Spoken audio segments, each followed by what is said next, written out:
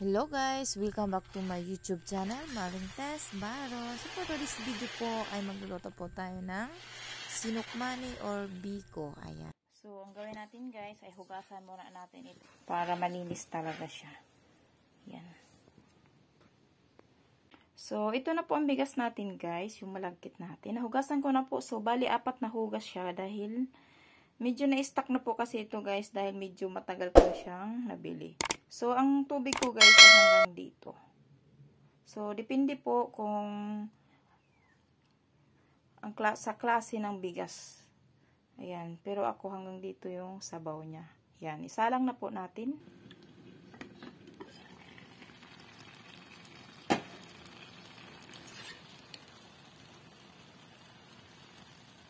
Dahil sa tingin ko guys ay kulang po siya sa tubig. So, mag-a-add po tayo ng hot water.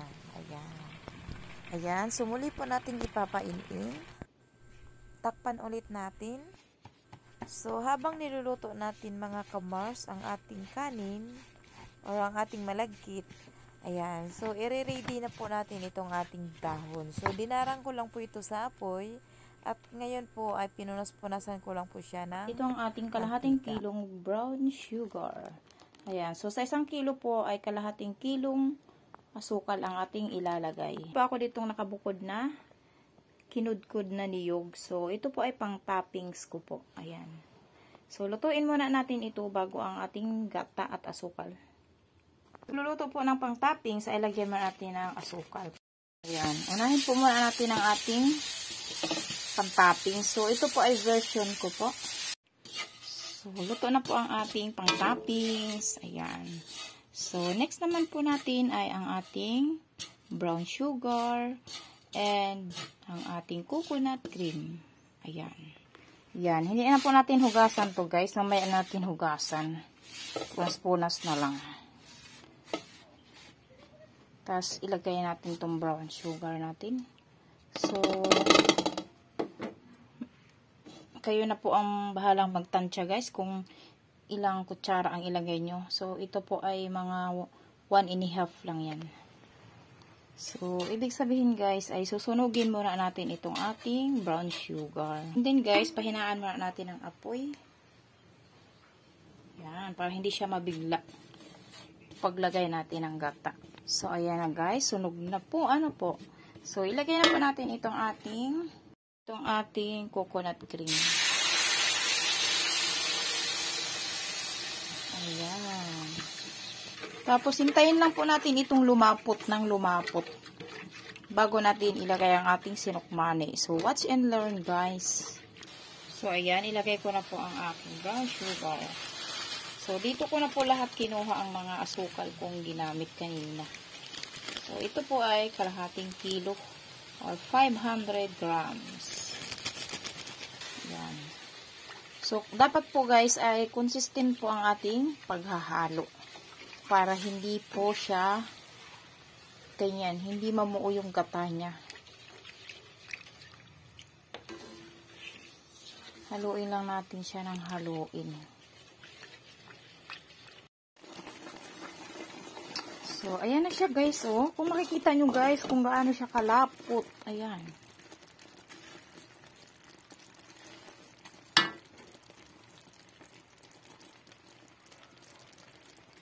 So, dahil ganito na siya katik, ilagay na natin ang ating malagkit. Ayan guys. Sobrang lapot niya guys. Oh. Ayan guys. Lagay natin ang ating kanin. Ayan. Sarap.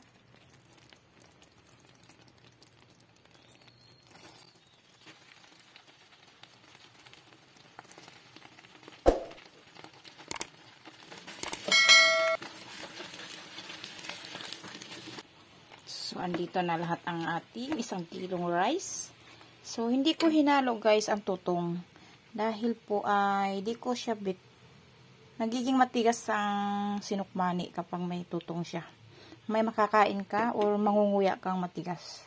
Ayan. So, akong kakain yan guys. Sarap nito guys. Tapos nalagyan ko yan ng asin. Yan. Tara, maghahalo na tayo. Haluan time.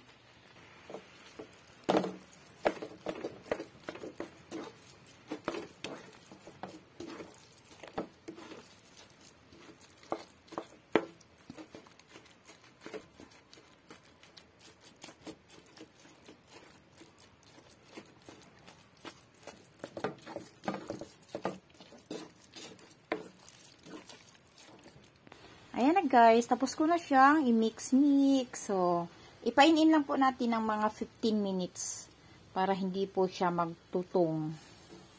Ayan. Paininan lang natin siya.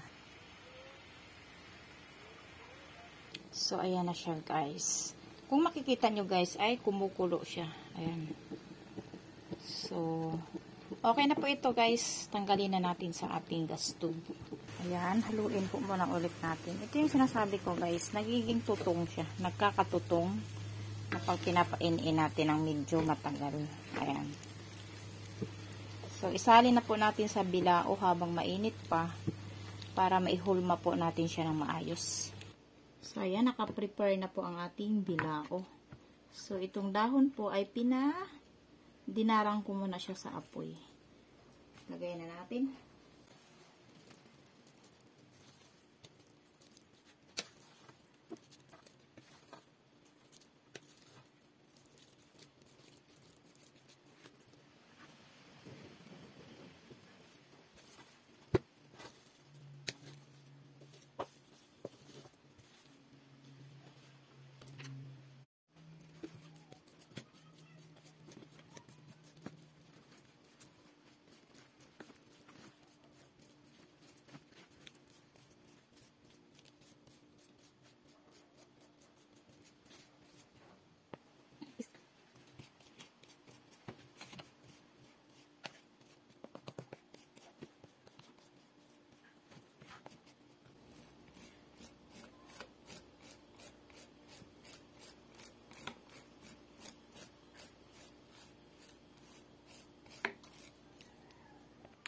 Ito na po ang ating sinukmani guys. So, nasa bilao na po siya. Ngayon guys, ay may natira ako ditong caramel. So, di ko alam guys bakit hindi siya tumigas. Yan. So, itatoppings natin dito. Yan. Toppings tayo dito ng sugar. Ito po ay kinuha ko kanina sa pagluluto ko ng gata. Yan, sa caramelize natin. Sugar and coconut cream.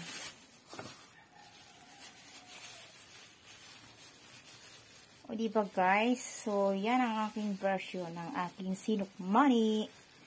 Ayan. Kalat-kalat natin dito. Para lahat ay meron.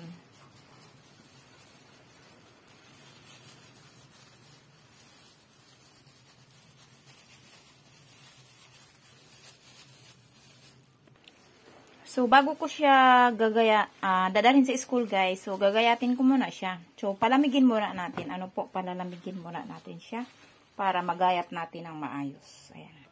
So, ayan guys, malamig na po siya, kaya gagayatin na natin. Ayan.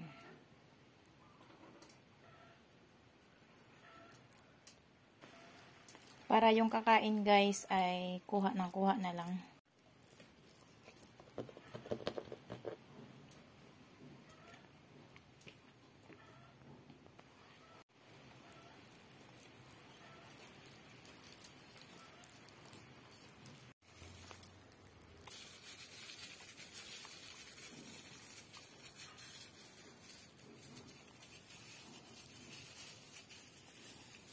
Ito kasi guys ay pampantanggal umay. Masarap siya pag may ganito. Nawawala yung umay ng sinukmani.